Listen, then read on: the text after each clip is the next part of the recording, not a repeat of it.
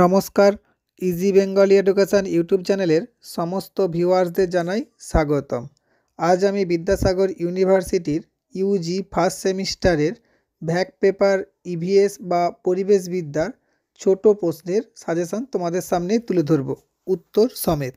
এই পেপারটি কিন্তু compulsory paper, তাই এই পেপারটি বিএ, বিএসসি, বিকম, অনার্স এবং পাস সমস্ত ছাত্রছাত্রীদের কিন্তু পরীক্ষা দিতে হবে। যেহেতু পরীক্ষাতে এই পেপারটি থেকে মোট 20টি শর্ট প্রশ্নের উত্তর তোমাদের দিতে হবে, তাই আমার মনে হয় এই প্রশ্ন উত্তরগুলি তোমরা খাতায় একটু কষ্ট করে লিখে নিবে। তবে বলে রাখি, শুধুমাত্র এই 50টি প্রশ্ন করলেই কিন্তু কমন আসবে না, আরেকটি পার্ট আমি নিয়ে আসার চেষ্টা করব, সেখানেও 50 বা 51টি প্রশ্নও থাকবে। এই দুটো পার্টের প্রশ্ন যদি তোমরা ঠিকঠাক করে উঠতে পারো, আশা রাখছি 20টি শর্ট প্রশ্ন তোমরা কিন্তু কমন পেয়ে যাবে। চলো এইবার দেখে নেওয়া যাক কী কী প্রশ্ন করতে হবে। একেতে রেখেছি মিনামাটা কি।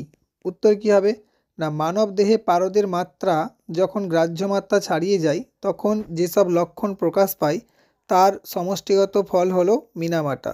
উপসর্গ কী কী না, পেশির অসাড়তা, হাত পা কাঁপা ইত্যাদি। দুয়েতে রেখেছি ইটাই ইটাই কি। উত্তর কী হবে না, মানব দেহের ক্যাডমিয়ামের মাত্রা যখন গ্রাহ্য সীমা ছাড়িয়ে যায় তখন যেসব লক্ষণ প্রকাশ পায় তাদের সমষ্টিগত ফল হলো ইটাই ইটাই। উপসর্গ কী হবে না, রক্তচাপ বৃদ্ধি পায় এবং হৃদরোগ হয়। তিনেতে রেখেছি প্রাথমিক ও গৌণ দূষক কী। উত্তর কী হবে না, প্রাথমিক দূষক হচ্ছে যেসব পদার্থ প্রাকৃতিক উপায়ে কিংবা মনুষ্যসৃষ্ট কারণে উৎসস্থল থেকে সরাসরি সৃষ্টি হয় তাকে প্রাথমিক দূষক বলে, যেমন কার্বন ডাইঅক্সাইড, এরোসেল ইত্যাদি। এরপর আসি গৌণ দূষকে। গৌণ দূষক কী হবে না, যেসব দূষক পদার্থ প্রাথমিক দূষক পদার্থের বিক্রিয়ায় উৎপন্ন হয় এবং প্রাথমিক দূষক অপেক্ষা অনেক বেশি ক্ষতিকর হয় তাকে গৌণ দূষক বলে, যেমন পিএএন, সিএফসি ইত্যাদি। চারের দাগে রেখেছি ব্ল্যাক ফুট ডিজিজ কী।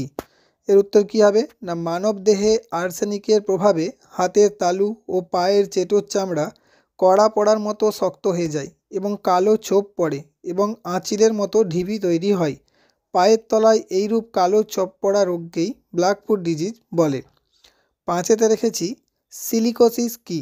উত্তর কী হবে না, সিলিকা ধূলিকা শ্বাস প্রশ্বাসের মধ্য দিয়ে মানবদেহে প্রবেশের ফলে ফুসফুসের যে দুরারোগ্য ব্যাধির সৃষ্টি করে তাকে সিলিকোসিস বলে। যারা খনিজ অঞ্চলে কাজ করেন তাদের ক্ষেত্রে এই রোগ কিন্তু বেশি দেখা যায়। ছয়েতে রেখেছি কীটনাশক ও তেজস্ক্রিয় দূষণ কী। প্রথমে আসি কীটনাশক দূষণে। ফসলের পরিমাণ বাড়ানোর জন্য শস্যক্ষেত্রে ব্যাপক পরিমাণে কীটনাশক, আগাছানাশক ব্যবহার করা হয়। এর ফলে যে দূষণ ঘটে তাকে কীটনাশক দূষণ বলে। এরপর আসি তেজস্ক্রিয় দূষণে। তেজস্ক্রিয় দূষণ কী না, প্রাকৃতিক ও কৃত্রিম উপায়ে সৃষ্ট তেজস্ক্রিয় পদার্থের অবাধ ব্যবহার ও উৎপাদনের ফলে পরিবেশে তেজস্ক্রিয়তার পরিমাণ বৃদ্ধি পেয়ে যে দূষণ ঘটে তাকে তেজস্ক্রিয় দূষণ বলে। এরপর আসি 7 নম্বর প্রশ্নে। সেখানে রেখেছি এজেন্ডা 21 কী। উত্তর কী হবে না, 1992 খ্রিস্টাব্দে 3রা জুন থেকে 14ই জুন পর্যন্ত রাষ্ট্রসংঘের তত্ত্বাবধানে ব্রাজিলের রিও ডি জেনেরিওতে আন্তর্জাতিক পরিবেশ সংক্রান্ত বিষয়গুলি পর্যালোচনার জন্য যে সম্মেলন হয়েছিল তা বসুন্ধরা সম্মেলন বা আর্থ সামিট নামে পরিচিত।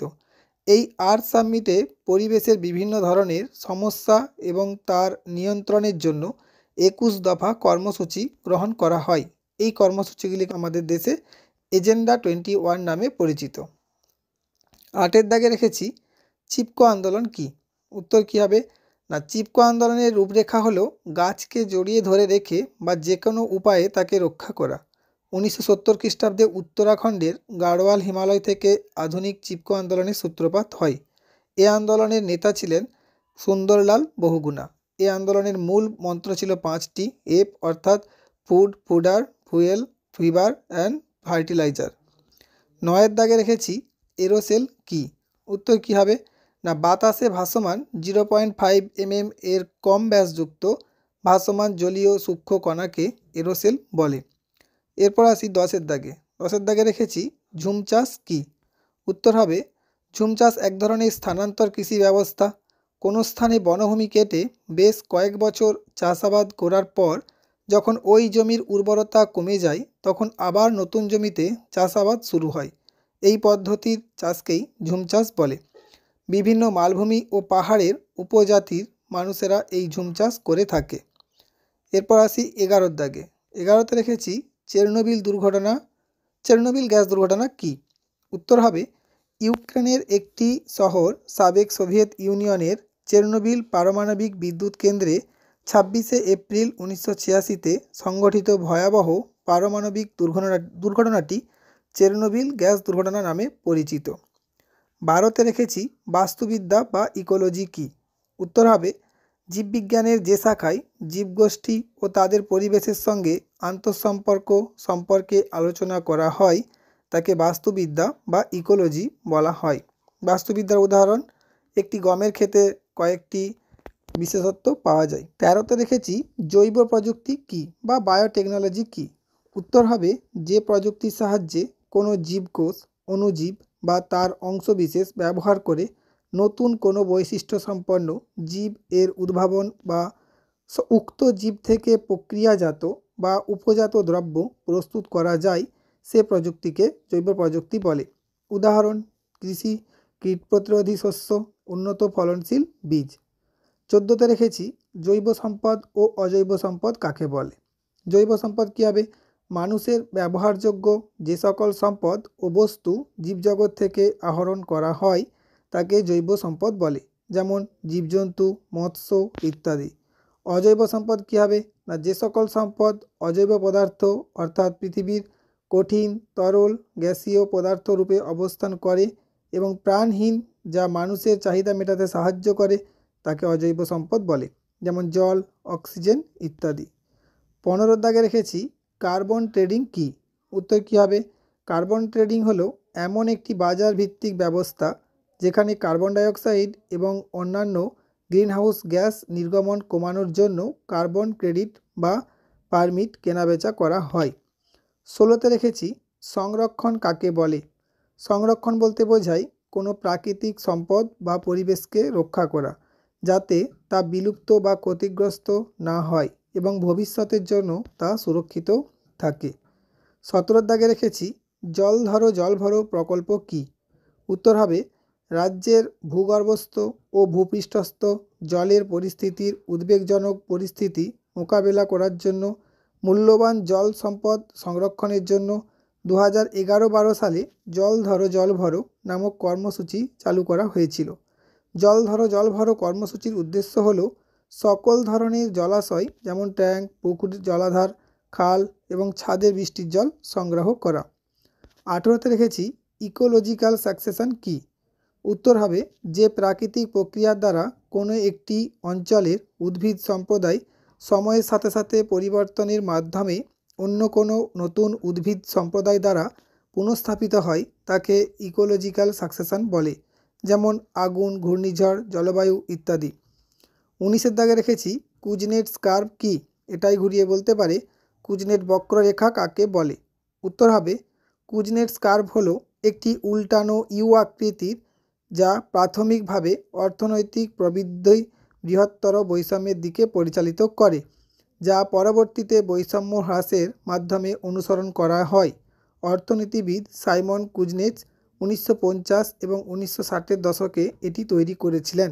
যেখানে উল্টানো ইউ আকৃতিটি বলেছি ওখানে ইউ তোমরা স্পেলিংটি কিন্তু লিখে দিবে। 20 দাগে রেখেছি ক্রান্তীয় অঞ্চলে জীববৈচিত্র্য বেশি কেন? উত্তর কী হবে? না কারণ উষ্ণ ও আর্দ্র জলবায়ু বা প্রজাতিগুলোর জন্য একটি স্থিতিশীল এবং অনুকূল পরিবেশ তৈরি করার ফলে প্রজনন ও খাদ্য সংগ্রহ সহজ হয়, যা জীববৈচিত্র্য বৃদ্ধিতে সহায়ক।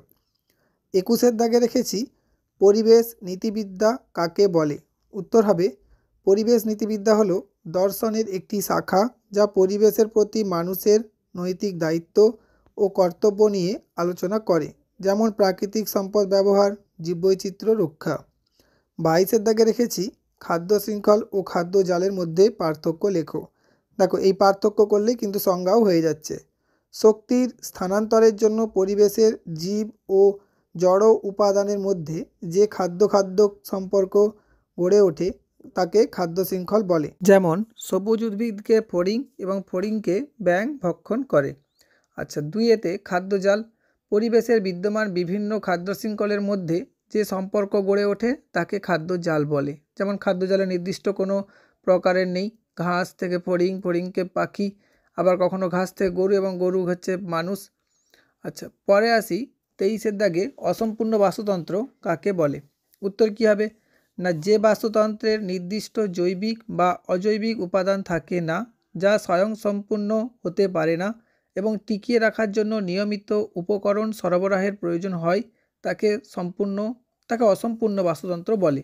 যেমন অ্যাকোয়ারিয়াম, এখানে একটু মিস্টেক হয়েছে, সম্পূর্ণ লেখা গেছে, একটু অসম্পূর্ণ তোমরা লিখে নেবে। 24 রেখেছি বায়োটা কাকে বলে। বায়োটা হলো একটি নির্দিষ্ট স্থান বা সময়ের মধ্যে বসবাসকারী সকল জীবন্ত জিনিসের সমষ্টি। উদাহরণ কী হবে না, একটি জঙ্গলের সব গাছপালা, প্রাণী এবং ছত্রাক ওই জঙ্গলের বায়োটার অন্তর্ভুক্ত। 25 রেখেছি ইকোলাইন কাকে বলে। উত্তর কী হবে না, ইকোলাইন হলো এমন একটি অঞ্চল যেখানে দুটি ভিন্ন বাস্তুতন্ত্রের মধ্যে ধীরে ধীরে পরিবর্তন ঘটে, যেখানে কোনো সুস্পষ্ট বা পরিষ্কার সীমানা থাকে না। উদাহরণ মাঠ ও ঝোপের সংযোগস্থল, নদী ও সমুদ্রের সংযোগস্থল। 26 রেখেছি বিওডি ও সিওডি কি। উত্তর কী হবে না, বায়োলজিক্যাল অক্সিজেন ডিমান্ড হলো জলে উপস্থিত জৈব পদার্থকে পচানোর জন্য ব্যাকটেরিয়ার প্রয়োজনীয় অক্সিজেনের পরিমাণ। এটি মূলত বর্জ্য বা দূষিত জলের গুণমান নির্ধারণের একটি গুরুত্বপূর্ণ সূচক। আর কেমিক্যাল অক্সিজেন ডিমান্ড হলো রাসায়নিক অক্সিজেন চাহিদাকে বোঝায়, যা জলে জৈব পদার্থ পচনের সময় অক্সিজেন গ্রহণ করার জন্য জলের ক্ষমতার পরিমাপ। অন্য কথায় এটি হলো জলে উপস্থিত জৈব পদার্থকে অক্সিজেন করার জন্য প্রয়োজনীয় অক্সিজেনের পরিমাণ। 27 রেখেছি ইকোটন কি। উত্তর কী হবে না, দুটি ভিন্ন বাস্তুতন্ত্র যে অঞ্চল বরাবর মিলিত হয় সেই অঞ্চলকেই বলা হয় ইকোটন। এই অঞ্চল সাধারণভাবে দুটি ভিন্নধর্মী বাস্তুতন্ত্রের মিলনে একটি মিশ্র বাস্তুতন্ত্র গড়ে ওঠে। উদাহরণ মোহনা অঞ্চল, যেখানে সমুদ্র ও নদী মিলিত হয়েছে। 28 রেখেছি প্রান্ত প্রভাব কাকে বলে। উত্তর কী হবে না, বাস্তুশাস্ত্রে প্রান্ত প্রভাব হলো দুটি বা ততোধিক বাস্তুতন্ত্রের সংযোগস্থলে বা সীমানায় প্রজাতির কাঠামোর পরিবর্তন। উদাহরণ কী হবে না, প্রজাতির প্রাচুর্য বা উপস্থিতির পরিবর্তন। 29 রেখেছি বাস্তুতান্ত্রিক নিচ কাকে বলে। উত্তর কী হবে না, কোনো জীব তার পরিবেশে কিভাবে বাঁচে, কি খায়, কোথায় বাস করে এবং অন্যান্য জীবের সাথে কিভাবে সম্পর্ক স্থাপন করে তা নির্ধারণ করে তার বাস্তুতান্ত্রিক নিচ। উদাহরণ কী হবে না, ধরো একটি গাছের বাস্তুতান্ত্রিক নিচ হলো মাটি থেকে পুষ্টি গ্রহণ করা, সূর্যের আলো ব্যবহার করে খাদ্য তৈরি করা এবং অন্যান্য গাছপালা এবং প্রাণীদের সাথে প্রতিযোগিতা করা। এরপর আসি 30 ইকোটোপ কি। উত্তর কী হবে না, ইকোটোপ বলতে কোনো একটি জীব সম্প্রদায় বা যে পরিবেশে বসবাস করে সেই পরিবেশের বিভিন্ন প্রাকৃতিক উপাদানগুলিকে বোঝানো হয়। এটি পরিবেশের সেই উপাদানগুলিকে বোঝানো হয় যেগুলি জীব সম্প্রদায়কে প্রভাবিত করে, যেমন সবুজ উদ্ভিদ, মৃত্তিকা। এরপর আসি 31। তার আগে বলে নিই, যারা যারা ভিডিওটি দেখছো তারা অবশ্যই চ্যানেলটি সাবস্ক্রাইব করে ভিডিওটি লাইক করে বন্ধুদের মধ্যে শেয়ার করে দিও এবং ডেসক্রিপশান বক্সে আমি টেলিগ্রাম চ্যানেলের লিঙ্ক দিয়ে রাখবো, তোমরা প্রয়োজনে টেলিগ্রাম চ্যানেলে জয়েন হয়ে থাকতে পারো। টেলিগ্রাম চ্যানেলে আমি পরীক্ষার সময় খুব গুরুত্বপূর্ণ সাজেশানগুলি তুলে ধরবো। লাস্ট মিনিট সাজেশানগুলি পাওয়ার জন্য তোমরা অবশ্যই কিন্তু টেলিগ্রাম চ্যানেলে জয়েন হয়ে থাকতে পারো। চলো এইবার দেখে নিই 31 কী আছে। 31 রেখেছি কয়েকটি জলবাহিত রোগের নাম লেখো। উত্তর কী হবে, টাইফয়েড, কলেরা, ডায়রিয়া, আমাশয়, হেপাটাইটিস এ ইত্যাদি। 32 রেখেছি পরিবেশগত আন্দোলন কি। উত্তর কী হবে না, পরিবেশের উন্নতি বা সংরক্ষণের জন্য একটি সামাজিক বা রাজনৈতিক প্রচেষ্টাকে পরিবেশগত আন্দোলন বলে। এটি সবুজ আন্দোলন বা সংরক্ষণ আন্দোলন নামেও পরিচিত। 33 রেখেছি জিএপি কি না, গঙ্গা অ্যাকশন প্ল্যান এর প্রধান উদ্দেশ্য হচ্ছে গঙ্গা নদীতে প্রবেশ করা গার্হস্থ্য পয় নিষ্কাশন এবং শিল্প বর্জ্যকে বাধা, ডাইভারশন এবং শোধন করে গঙ্গা নদীর জলের গুণগত মান উন্নত করা। আচ্ছা, 34-এর দাগে রেখেছি ভূমিকম্প কাকে বলে? উত্তর কী হবে? না, ভূ অভ্যন্তরের শিলায় পীড়নের জন্য যে শক্তির সঞ্চয় ঘটে সে শক্তি হঠাৎ মুক্তি পেলে ভূপৃষ্ঠ ক্ষণিকের জন্য কেঁপে ওঠে এবং ভূত্বকের কিছু অংশ আন্দোলিত হয়। এইরূপ আকস্মিক ও ক্ষণস্থায়ী কম্পনকে ভূমিকম্প বলে। 35-এর দাগে রেখেছি পরিবেশগত নীতিশাস্ত্র কী? উত্তর কী হবে? না, এটি হলো নীতিশাস্ত্রের একটি ক্ষেত্র যা প্রাকৃতিক সত্তা রক্ষা এবং প্রাকৃতিক সম্পদের টেকসই ব্যবহারের জন্য প্রয়োজনীয় ধরনের যুক্তি পুনর্গঠন করে। 36-এর দাগে রেখেছি ব্যাডল্যান্ড কী? উত্তর কী হবে? না, ব্যাডল্যান্ড হলো এক ধরনের শুষ্ক ভূখণ্ড যেখানে নরম পাললিক শিলা এবং কাদামাটি সমৃদ্ধ মাটি ব্যাপকভাবে ক্ষয়প্রাপ্ত হয়েছে। এগুলি খাড়া ঢাল, ন্যূনতম গাছপালা, যথেষ্ট রেগলিতের অভাব এবং উচ্চ নিষ্কাশনের ঘনত্ব দ্বারা চিহ্নিত করা হয়। খাত, গলি এবং এই জাতীয় অন্যান্য ভূমিগুলিও ব্যাডল্যান্ডে রূপান্তরিত হয়েছে। এখানে হাতগুলি হয়ে গেছে, এটা খাত আর গলি হবে। আচ্ছা, 37-এর দাগে রেখেছি বিপন্ন প্রজাতি কী? বিপন্ন প্রজাতি হলো এমন একটি প্রজাতি যাদের অদূর ভবিষ্যতে বিলুপ্ত হওয়ার সম্ভাবনা আছে বলে শ্রেণীবদ্ধ করা হয়েছে। প্রকৃতি সংরক্ষণের জন্য আন্তর্জাতিক ইউনিয়ন IUCN দ্বারা শ্রেণীবদ্ধ করা হয়েছে এই বিলুপ্তপ্রায় প্রাণীগুলিকে। এই প্রজাতি রেড ডাটা বুকের তালিকায় রয়েছে। 38-এর দাগে রেখেছি সামাজিক বনসৃজন কাকে বলে? উত্তর হবে অরণ্য বিনাশ রোধ করার জন্য সামাজিক পরিকল্পনার মাধ্যমে বিভিন্ন ধরনের অব্যবহৃত ও পতিত জমিতে অরণ্য সৃষ্টির উদ্যোগকে সামাজিক বনসৃজন বলে। 39-এর দাগে রেখেছি স্ট্যান্ডিং ক্রপ কাকে বলে? বাস্তুতন্ত্রের একটি নির্দিষ্ট স্থানে বিভিন্ন ট্রপিক স্তরের সমগ্র জীবগোষ্ঠীকে একত্রে ওই স্থানের স্ট্যান্ডিং ক্রপ বলা হয়। স্ট্যান্ডিং ক্রপকে একক অঞ্চলের জীবের সংখ্যা দ্বারা অথবা জীবভর দ্বারা প্রকাশ করা হয়। 40-এর দাগে রেখেছি ডেট্রিটাস ও ডেট্রিটাল খাদ্য শৃঙ্খল কাকে বলে? উত্তর কী হবে? না, বিয়োজকদের ক্রিয়ার ফলে যে অসম্পূর্ণ পাচিত মৃত জৈবখানা গঠিত হয় তাকে ডেট্রিটাস বলে।